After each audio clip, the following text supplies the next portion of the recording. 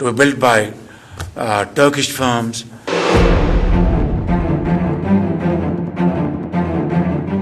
আমদানি নয়, বরং ভারতকে দমনে এবার পঞ্চম প্রজন্মের যুদ্ধ বিমান তৈরির কাজ নিজেদের হাতেই তুলে নিয়েছে পাকিস্তান। আর শাহবাজ শরীফের দেশটিকে আকাশ দাপিয়ে বেড়ানোর এই কাজে সহায়তা করছে দুই পরাশক্তি, তুরস্ক ও চীন। ভারতীয় গণমাধ্যমগুলো বলছে, অত্যাধুনিক স্টেলথ প্রযুক্তি যুদ্ধবিমান তৈরিতে বেশ কয়েক বছর ধরেই আজম নামের এক প্রকল্প চালিয়ে যাচ্ছে ইসলামাবাদ। আর তুরস্ক ও চীনের মতো দুই মিত্রের সহায়তায় অচিরেই এই প্রকল্পের সাফল্য নিয়েও আশাবাদী শাহবাজ শরীফের দেশটি। বহু বছর ধরেই যুক্তরাষ্ট্রের F-16 ব্যবহার করে আসছে পাকিস্তান। তবে এই যুদ্ধ বিমানকে ভারতের বিরুদ্ধে ব্যবহার না করার মতো এক শর্ত জুড়ে দিয়েছে মার্কিন প্রশাসন। শুধু সন্ত্রাসীদের বিরুদ্ধে এই যুদ্ধ বিমান দিয়ে হামলা চালানোর অনুমতি রয়েছে রাওয়ালপিন্ডির সেনাকর্তাদের। তবে সবচেয়ে বড় শত্রু ভারতকে কাঁপিয়ে দিতে এবার বিমান বাহিনীকে ঢেলে সাজানোর পরিকল্পনা নিয়েছে শাহবাজ শরীফের সরকার। কোটি কোটি ডলার ব্যয় করেও শর্ত জুড়ে আমদানি করে নয়, বরং আধুনিক লড়াইয়ের মূল মন্ত্র যুদ্ধ বিমানকে এবার ঘরের মাটিতেই তৈরির সিদ্ধান্ত নিয়েছে পাকিস্তান।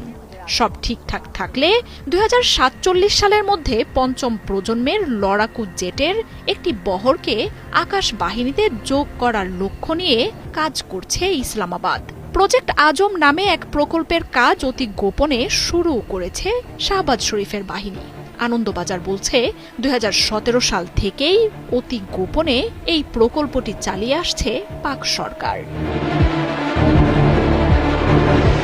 পঞ্চম প্রজন্মের যুদ্ধবিমান তৈরিতে বিশেষ কয়েকটি প্রযুক্তির প্রয়োজন হয়। তার মধ্যে অন্যতম হল উন্নত এভিওনিক্স এবং সেন্সর ইন্টিগ্রেশন। তাছাড়া এই জেটের ইঞ্জিন তৈরিও সহজ কাজ নয়। পঞ্চম প্রজন্মের যুদ্ধবিমানগুলো সাধারণত স্টেলথ প্রযুক্তির হয়ে থাকে, অর্থাৎ খুব সহজে রাডারে চিহ্নিত করা যায় না। এছাড়াও ক্ষেপণাস্ত্র বহনের ক্ষমতাও থাকে বিমান তৈরির ক্ষেত্রে। পাকিস্তানের নিজের হাতে এ ধরনের প্রযুক্তি আছে কিনা তার নিশ্চয়তা নেই। তবে এমন প্রকল্পে তুরস্ক আর চীন যে দেশটিকে সব ধরনের সহায়তা দেবে তা নিশ্চিত। আর পরাশক্তি এই দুই দেশের সহায়তায় বিশ্বের অন্যতম শক্তিশালী যুদ্ধবিমান তৈরির সাফল্য নিয়ে অনেকটাই নিশ্চিত ইসলামাবাদ।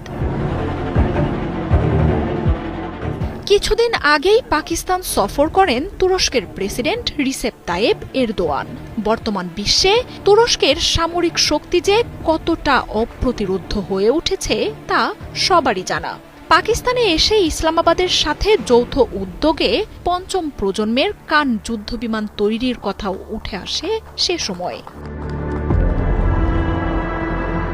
তবে দেশীয় যুদ্ধবিমান তৈরির কাজ চালালেও এই সময়ের মধ্যে শত্রুকে টেক্কা দিতে চীনের তৈরি J-30 স্টেলথ 1 যুদ্ধবিমান কেনার সিদ্ধান্তও একরকম নিয়ে ফেলেছে Islamabad. MOUs which have been signed today, including Marjia উপমা, 71।